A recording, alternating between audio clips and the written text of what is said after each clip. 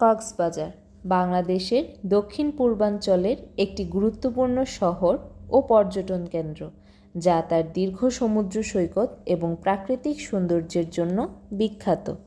কক্সবাজার সমুদ্র সৈকত পৃথিবীর দীর্ঘতম সমুদ্র সৈকত, যার দীর্ঘ 120 কিলোমিটার বা 75 মাইল। এটি পৃথিবীর দীর্ঘতম প্রাকৃতিক বালুর সমুদ্র সৈকত। এই সমুদ্র সৈকতের বৈশিষ্ট্য হল পুরো সমুদ্র সৈকতটি বালুকাময়, কাদার কোনো অস্তিত্ব পাওয়া যায় না। সৈকত সংলগ্ন শামুক, ঝিনুক সহ নানা প্রজাতির প্রবাল সমৃদ্ধ বিপণী বিতান, অত্যাধুনিক hotel motel cottage, Burmese market সমূহে পর্যটকদের বিচরণে কক্সবাজার শহর পর্যটন মৌসুমে প্রাণচাঞ্চল্য থাকে। কক্সবাজার সমুদ্র সৈকত একটি মায়াবী ও রূপময় সমুদ্র সৈকত। প্রতিদিন প্রতিক্ষণ এর রূপ পরিবর্তন হয়। প্রত্যুষে একরকম, তো মধ্যাহ্নে এর রূপ অন্যরকম। প্রতিদিন অসংখ্য দেশি বিদেশি পর্যটক এই সৈকতে আসেন এই সৌন্দর্য উপভোগ করার জন্য। এই সমুদ্র সৈকতে রয়েছে অনেক পর্যটন আকর্ষণীয় স্থান, যেমন কলাতলী, সুগন্ধা, লাবণী বিচ, মহেশখালী, টেকনাফ, ইনানী সহ আরও অনেক দর্শনীয় স্থান।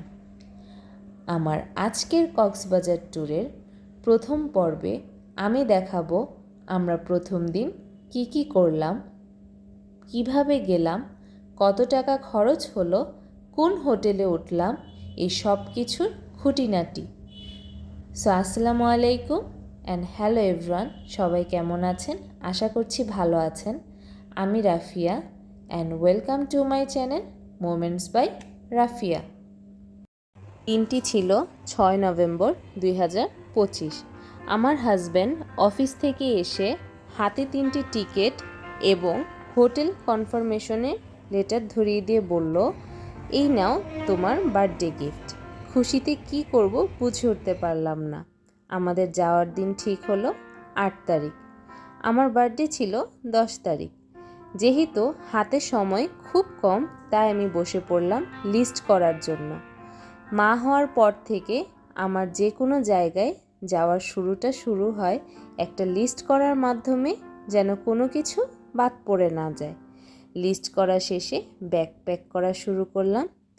আমি এতটা খুশি ছিলাম যেটা বলে বোঝাতে পারবো না, কারণ মা হওয়ার পর আমার ছেলেকে নিয়ে এটা আমার প্রথম ট্যুর ছিল।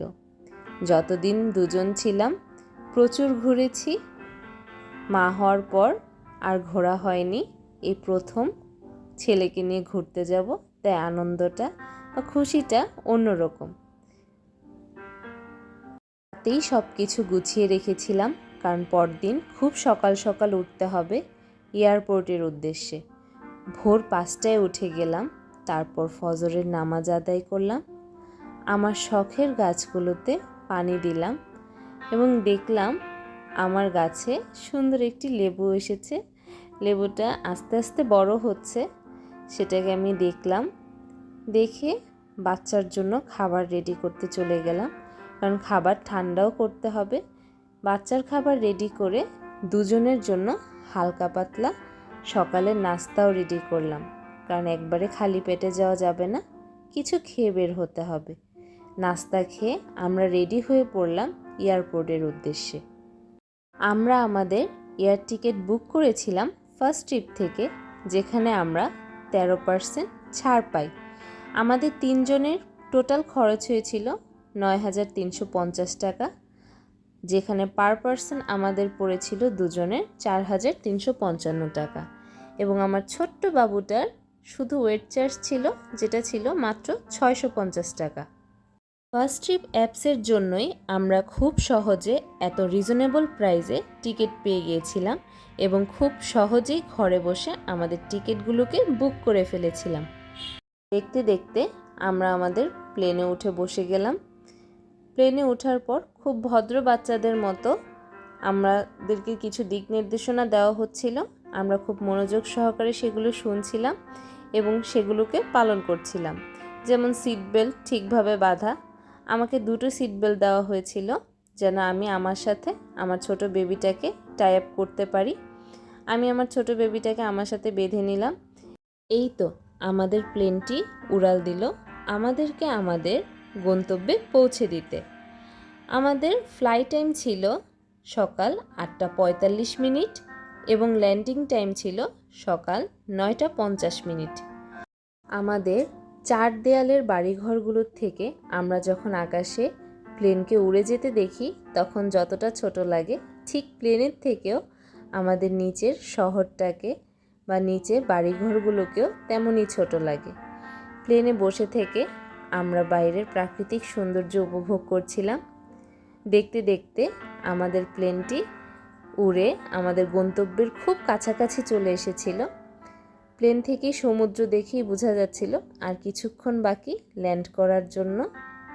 এই তো আমাদের প্লেনটি ল্যান্ড করে ফেলেছে কক্সবাজার এয়ারপোর্টে। কক্সবাজার এয়ারপোর্টে নামার পর আমার ছেলে তখনই প্লেনকে টাটা বাই বাই করছিল। সে বুঝে গিয়েছিল সে এখন বেড়াতে যাবে, তাই সে খুশিতে এদিক ওদিক ছোটাছুটি করছিল। ওকে নিয়ে আমরা এয়ারপোর্ট থেকে বের হয়ে গেলাম। এয়ারপোর্ট থেকে বের হয়ে আমরা একটি অটো ভাড়া করে নিলাম হোটেলের উদ্দেশ্যে। এয়ারপোর্ট থেকে কলাতলি মোড়ে হোটেল সি মুন পর্যন্ত ভাড়া নিয়েছিল 200 টাকা। তারা প্রথমে 400 টাকা ভাড়া চায়। প্রচুর বার্গেনিং করে নিতে হবে, না হয়তো প্রচুর ভাড়া গুনতে হবে আপনাকে। দেখতে দেখতে আমরা আমাদের হোটেল সি মুনে পৌঁছে গেলাম। হোটেলে পৌঁছে প্রথমেই যেটা চোখে পড়বে সেটা হচ্ছে তাদের সুসজ্জিত এবং পরিষ্কার পরিচ্ছন্ন লবি।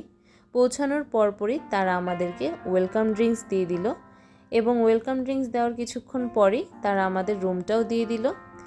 রুমে ঢুকেই প্রথমে চোখে পড়বে বড় কিং সাইজ একটি বেড, সাইড টেবিল, সাজগোজ করার জন্য বড় একটি মিরর, টিভি, এসি, বড় আলমিরা যেটার ভিতর আপনি আপনার প্রয়োজনীয় সকল কিছু রাখতে পারবেন এবং সেটাতে একটি জায়নামাজ দেওয়া ছিল, দুটো হ্যাঙ্গার ছিল যাবতীয় কাপড় চোপড় ঝুলানোর জন্য এবং যাবতীয় জিনিস রাখার জন্য আরেকটি লম্বা সাইড টেবিল ছিল ঠিক টিভির নিচে।